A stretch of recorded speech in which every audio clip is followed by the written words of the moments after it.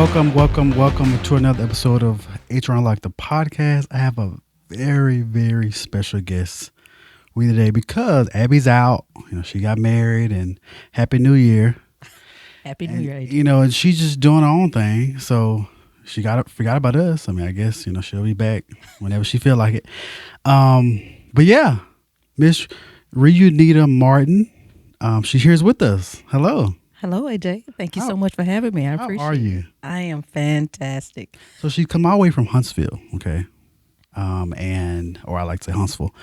And about an hour and 30 minutes. And yeah, we're so happy to have you here. Yeah, I appreciate it. In Abby's place. Look, I just want to do her justice. Well, if you do better. No, we're not going to say that. I just want to do her justice. So I'm sitting in her seat today, so I just want to do well. I hope she's happy with my performance today. Well, I'm telling you, you're up for the running. Another host. So let me tell you a little bit about Riunita. She has 23 years of experience in corporate business, specialized in connecting with people, which, as an HR professional, that's what we do, right? She also has her own company, right? She's the president and owner of Career Advance Unlimited, where she provides career coaching and services. She's currently serves as an HR leader in the manufacturing industry, which that's what me and Abby does. So, really, tell us a little bit more about this Career Advance Unlimited. It's actually Career Access Unlimited. Career Access, I'm sorry. So it's a career coaching. I consider myself to be self-employed, so it's just a career coaching business where I help those people who want to navigate the workspace with confidence. Okay. I believe everyone should have that confidence when navigating workplaces and organizations. So I want to be able to coach them to get to that place. Well, if you need any coaching, she's your gal. So, again, thank you so much for being here. As we were preparing for the episode, I told you a few things about how we do things here. We have a great time. Okay. We have a great time here. We do a little bit of everything. So we tell you a little bit about HR, right? We provide that framework, but then we laugh and we have a good time. So nothing different. Like I said, Abby, sorry. And if y'all don't see Abby anymore, just know Riunita took her plot. But we just have fun. We dive into some very interesting conversations and topics that I think are important, not only to myself, but to others. Our target is HR professionals, business leaders, and then employees, because sometimes they really don't know what we do, or they don't understand behind the scenes of how HR is run and the meetings we're in, and how we also protect them. Right. And it's a little tough sometimes. So we wanted to create this platform to do just that. And we wanted to start the new year off with you, and being a Black leader in HR, in the HR space. It's been some challenges, right? Oh, absolutely. And we're going to talk a little bit about that. But first, as I said, we have fun. And sometimes, HR leaders can be a little petty. Like me. It's just part of it, right? You understand? It's a part of who people are sometimes. Right. So what has annoyed you about HR? Like, just throw some things out there. I think the thing that annoys me most about HR, and maybe it's not really geared towards HR, I think it's geared more towards management HR having to partner with management, and management not wanting to get on board with the recommendations and the consultations that we give. Some people, I just feel like they do it purposely. And others, it's like, we just can't get you there. But when something happens negatively to impact the company, they come back to you. Right. Yeah. So I think that's the one thing that annoys me the most. And it's like, we're not telling you what to do. Right. Absolutely. Theoretically. But we're giving you a recommendation or advice on how to handle it going forward, in current and going forward, because we see the path forward, right? We see what could potentially be risks associated with it. But they don't listen. Right. They hard-headed. They don't listen. They try to do their own thing. And then, to your point, something goes wrong. Mm-hmm. And I was like, oh, oops. You fix it. Yeah. Yeah. How do you fix Yeah. this? How do you fix it? Exactly. We didn't do it. Right. We told you what to do. So it's not a matter of fixing it together. It's how do you fix it? Exactly. Yeah. So I let me, think that's the thing for me. yeah. So let me tell you what has annoyed me recently. So I was at a conference last year sometime, and we have all the speakers crammed in one day sometimes. And at one point of the conference, they said, "All right, stand up and go greet somebody that you don't know." Okay, I don't want to talk. I don't want to greet you. I know HR is part of networking, and we should do it. And I did it. I was kind of forced by a colleague, but I don't like it. And at one point, because they did it maybe 2 or 3 times, there's one point they said, "All right, stand up, go read somebody." I stay seated, and I was like sending an email or something, but I didn't want to do it. And the people that are watching that was at the conference that saw me, I'm so sorry, but I didn't feel like it. I was peopled out at that point. It's almost at the end, right? And I was just ready to go. Great information. I can't wait to go back, but sometimes we don't want to talk. Oh, I'm like that every day when I get home. So it's not just for not at a conference for me. It's every day for me. So when I get home, I truly don't want to talk. Yeah.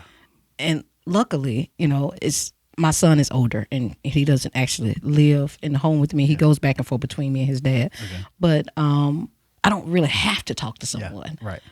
So I'm pretty quiet. Yeah. I'm pretty quiet when I get home. And I'm glad honestly, you there are said that. times I look at my phone and I'm like, can't answer that right now. I just can't talk right now. I just need a moment. I'm so I have happy to you said call that. you back later. I'm so happy you said that, and I am thrilled Yeah. to have somebody else who understands. Abby understands too. All right. But it's I like- know she does. I know she does. It's one of those things, we've talked all day. Mm-hmm. We've solved many problems, many problems to go. But sometimes you just need silence. And I've said this many times on the podcast. I don't like all that talking. And sometimes you just need the silence for at least 30 minutes, sometimes an hour. I tell people all the time, silence and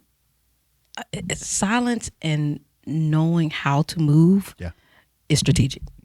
absolutely. Absolutely strategic. Yep. And it should be used all the time. The time. But there are so many people that don't understand that. Yeah. Some of the people on these meetings, these Zooms Absolutely. or Teams. And they just go at it all day long. They're just talking. Some people talk just to hear themselves talk. Right.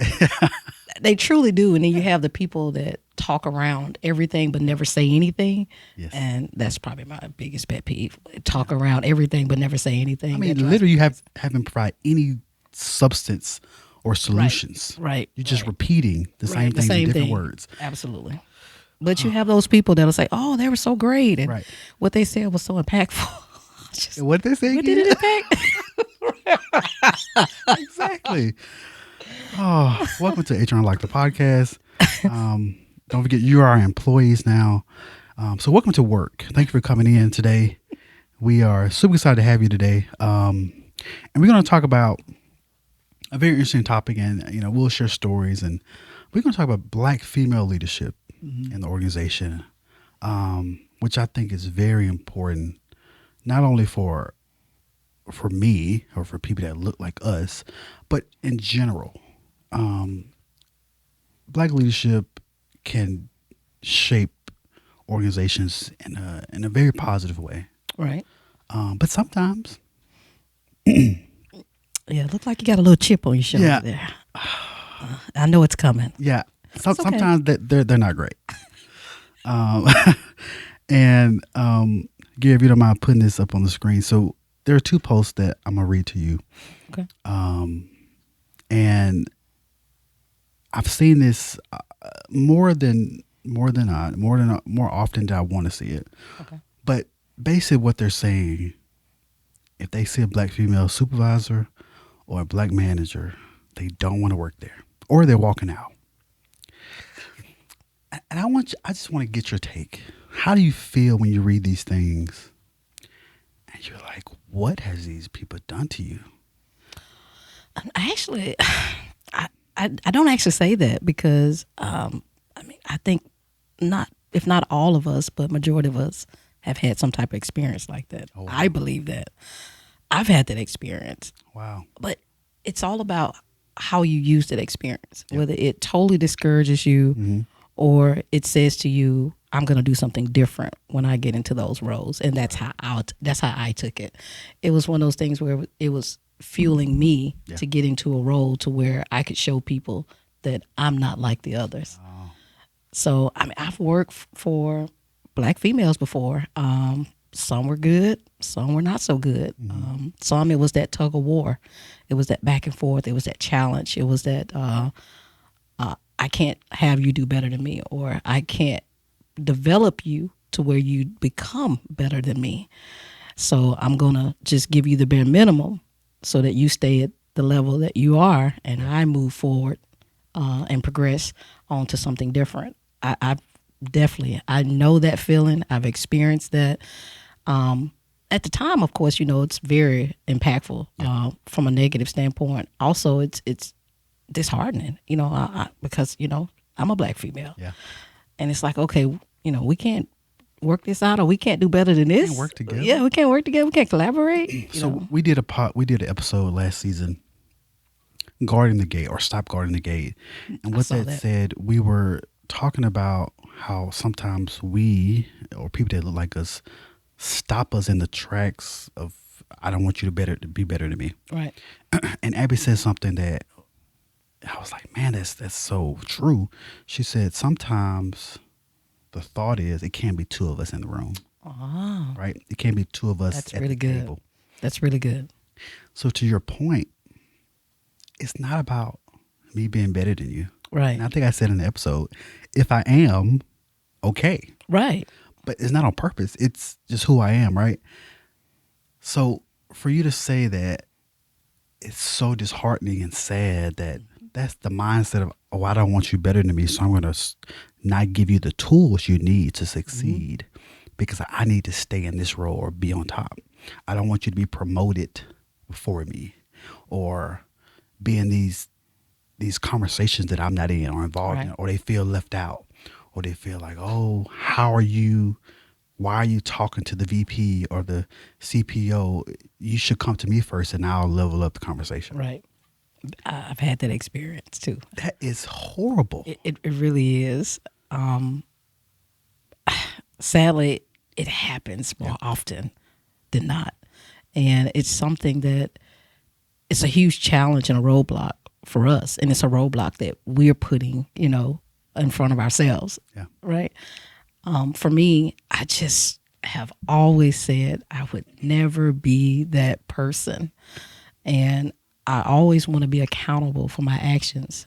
So I am okay. When I tell you I am 100% comfortable with whoever reports to me, works with me to come to me and say, I need to point out something that maybe you're not noticing. Yeah. I want to hear those things because I really want to work on myself and I really want to make sure that I'm not giving that type of vibe that I've received before. So I'm very intentional about that. And that's another great point. I have a team, and I think when you're leading a team, it's your job to train and develop them to eventually, when it's time for you to move on or get promoted, someone needs to be ready to take your Right. role, right? Right. Is that not how it's supposed to be? Oh, that's exactly Am how I it should missing be. something? But also, you're supposed to hire people who know more than you Bingo. so that they can tell you what to do. That's the way I feel. Yeah. I want someone who can tell me what to do Yeah. and can tell me how to do things better. So that's what I'm looking for. I was on small store. I was on a team with a black female, and I believe her team knew a lot more than her, which I was on the team, but she welcomed that. She encouraged it. She knew it, I think, and she used us to a good advantage, not only to develop, but she put us in those rooms in front of the VPs and the directors, and because I think at that point we were like mid-level HRGs or something to that effect, and she put us in those rooms to get exposure. Right. And we put all these PowerPoints together. We or as people say, slide decks or whatever you say now, whatever the right terminology is. But we put all these things together in these programs, and we presented it to the leaders, to the senior leadership. Me personally, I was on calls with the presidents and the VPs, um, reporting out on different things. And a lot of it was staffing, so I created this staffing report that they reported out every single morning at, I think it was 8 o'clock, and there were times people couldn't join, so I had to step in and do it. So she put us in these seats in these these rooms to help us develop, but she did it in such a strategic way that it wasn't like she was saying, "Oh, I know I'm smarter, but I'll let you do this." She was like, "Hey, this will be a good idea for you to learn and grow." Right. And we welcomed it. Now, of course, we were nervous. We Mm-hmm. was like, heart was being fast. We know what to do, but we went in there, we killed it, and we left out. And she was like, "Great job." Oh, that's awesome. So I think that's what I think a leader should be, especially in the train development stages of your team. It's like push them out there. I mean, Right. not not until they're at least competent enough to do it, but push them out, let them be exposed to these conversations because at some point you may not be there. Absolutely. And I think it's the leader's job to have somebody ready, like, hey, manager or leader who's above me, this person is ready to Right. take my role. It won't be hard job. You don't need to feel or look around externally. You have somebody internal that can do it. Right. And exposure is everything. It really is. And I think that that defines what type of leadership you're providing when you can have someone be promoted or someone progress and move throughout the process. I think that says something about the leader. Yeah. And that's the conversation we should be having. How do we get our people to the next level? Yep. That's the succession plan, right? I mean, Absolutely. that's what it is. That's exactly what You it know, is. I don't. So now, AJ, I know you asked another question is there, but is that your personal thoughts as well when it comes to having to report to a black female? How do you personally feel about that? And it's okay. Thank you. Thank you for asking that question. So, I've had two black females leaders, and one was good. Okay. One not so much. Okay. And my experience in the beginning was fine. It was fine. It was working, but there were red flags in the beginning that I ignored, honestly. And it's just I start seeing it a lot more and a lot more, and I'm like, I don't like this. Yeah. I'm gonna start from the ending. I cannot tell you that I learned or developed Mm. anything. I figure I left the organization the same. Now I may have enhanced my skills in a way I speak or coach leaders because it was a lot of them. I think I was responsible for like 35 different area managers and that I supported and coached on things. So I think that helped me a lot because it was so many different ones and they all were different. Mm-hmm. But I can't tell you I learned anything from my leader, Mm. which is disheartening, right? It is. You leave an organization to go to another one. That's supposed to be a level up. You're Right. supposed to, because the role was leveled up, and you're supposed to learn a lot more from a new opportunity. Absolutely. I would suspect, but I didn't. Um, this particular leader, I just felt she played both sides. Mm. I don't think she was completely honest with me in every aspect of the organization or the job or the position. She I think she was more of my friend Mm. or more of a friend to me than my leader, which is okay. I think it's okay to be my friend. I think that's fine. But when there are times where I need you to correct me or I ask you for feedback, give me the right feedback. Give me the corrective feedback that I need. Right. Don't push it off. So, oh, it's fine. But then we get into a room with executive leadership, and it's a totally different story. Right. I experienced a totally different story of, well, we never had this conversation, so I'm telling you now, this is what you need to do. But I asked you that a week ago. Doing a one-on-one, maybe. Yeah. Exactly. And you didn't tell me that, but now we have an audience. Yeah. You telling me these things, and it was very disheartening. I think it was one of those things where they didn't want to take responsibility, so it looked better for it to fall on you than it did for In that the person. space Right. to say, "Yep, I told you to do this. You're not doing it. Here are my expectations." Right. But we have these conversations every week. Mm-hmm. I ask the same question: have you heard any feedback? If there's something I can work on, do you understand what I'm doing day to day? Right. Do I need to update my calendar to make sure you understand it? You have a full view. No. But then Okay. we turn around, we get in this conversation. In And front of others, it's and it changes. completely different. I've experienced that. I've definitely experienced that, where you have a different conversation in your one-on-one as opposed to when you get in front of other leaders. But I mean, it happens, and again, it probably happens way too often. Yeah. But it's one of those things where I don't know how to make it better if there's not a different mindset from the people that's doing that. And I know you mentioned something about it's okay for them to be your friend. I mean, I have a totally different opinion when it comes to that. I truly don't want you to be my friend. I have a pretty hard line when it comes to that. Yep. And the reason I have that line is because I need for both of us to remain coachable. Absolutely. And when you cross that line, sometimes you're no longer coachable. I'm a person that I'm going to coach up, regardless to what position I'm in. Right. So if I feel like I need to coach my manager, I'm going to do it. Yeah. I have a manager now that always says, I'm all good with managing the manager. She says it all the time. I am totally fine with managing the manager. Yeah. And I can appreciate that. But I'm that type as well. So sometimes when you cross that line, they don't receive that feedback well.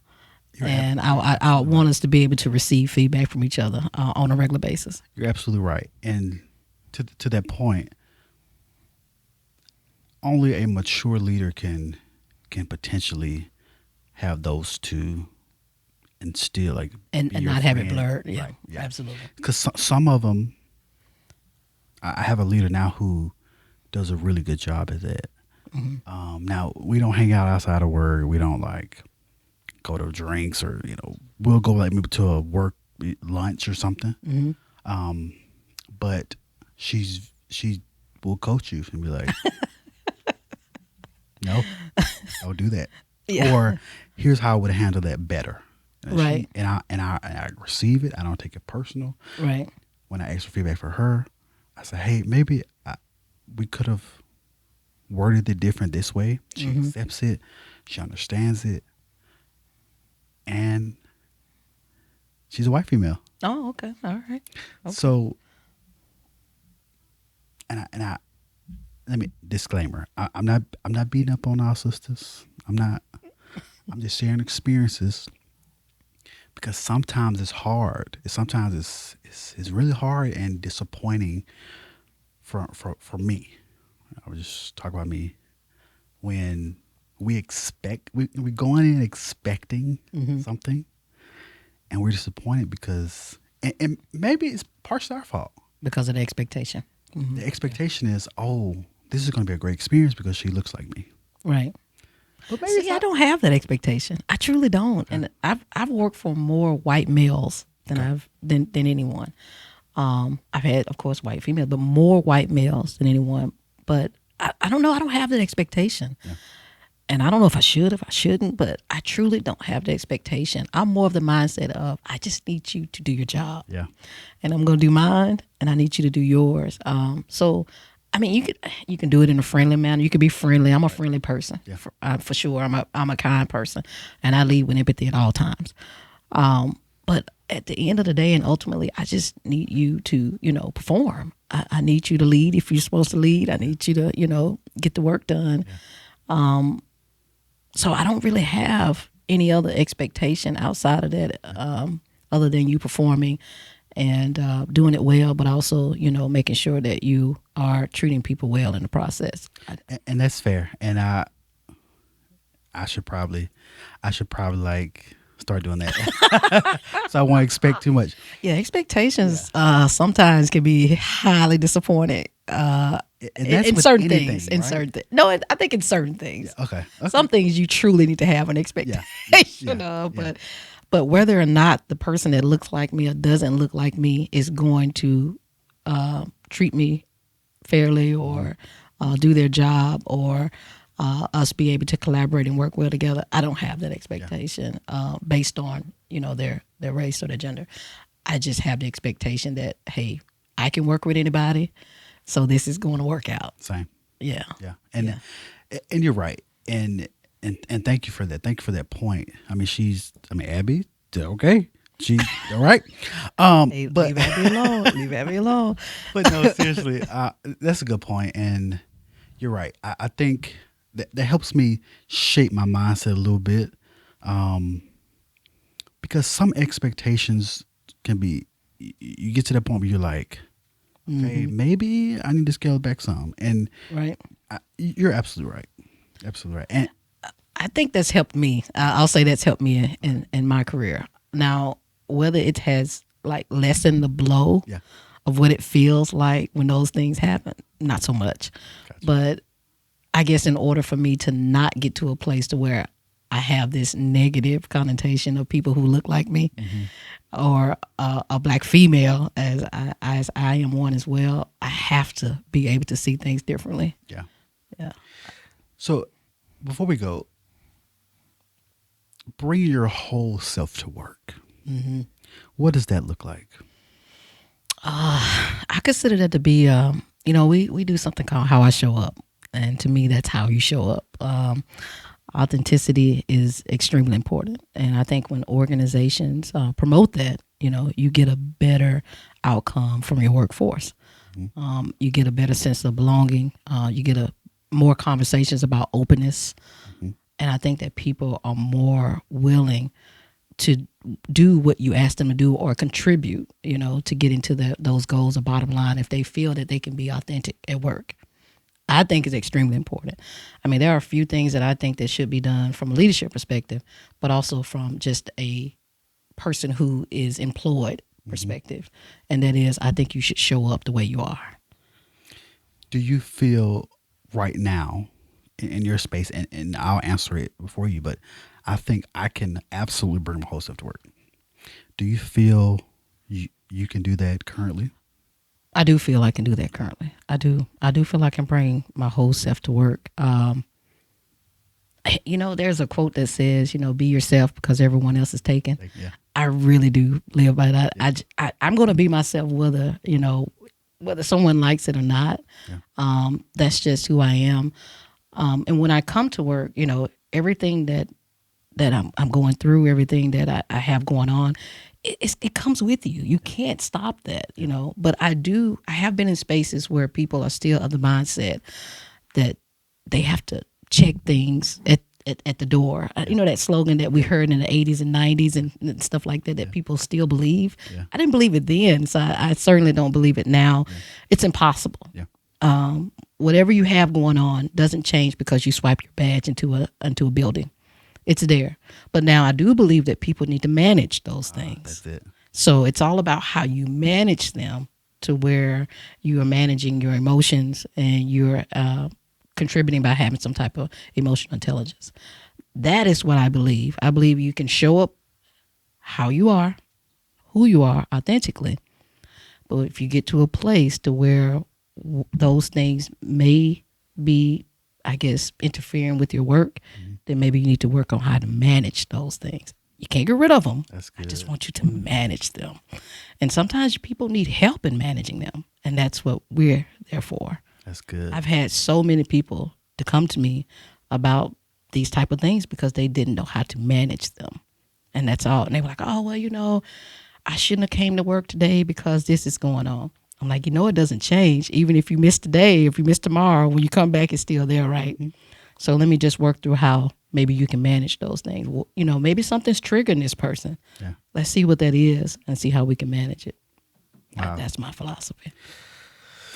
Wow. That's good. The doors of the church are open.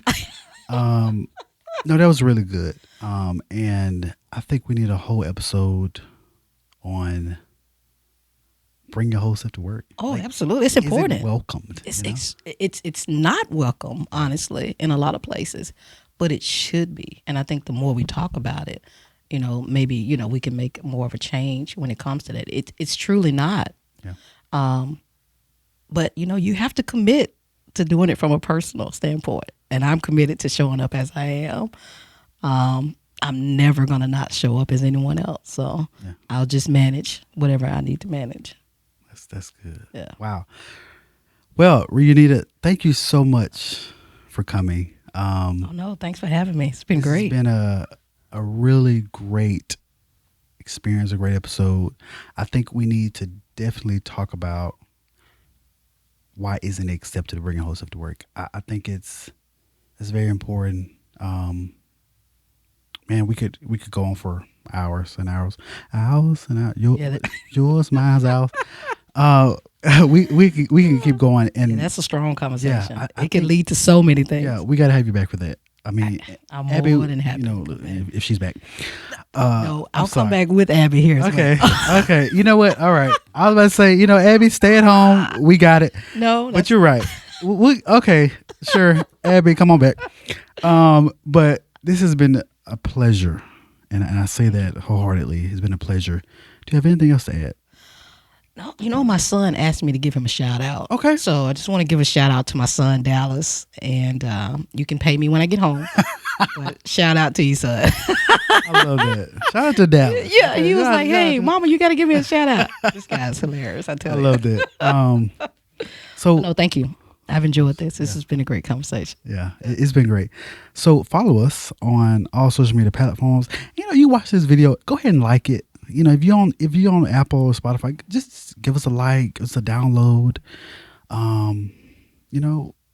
It helps. It helps us a lot. So help us out. Do that for us. How can people find you? Well, I'm on LinkedIn. I am always on LinkedIn. LinkedIn is great. So just you can follow me on LinkedIn. Of course, my name is Riunita, last name Martin. I'm also on Instagram, Facebook, but I do spend a lot of time on LinkedIn. So Career Access. Career Access Unlimited. Yeah, and you can follow me there at caunlimited.org. Love that. caunlimited.org. Yeah.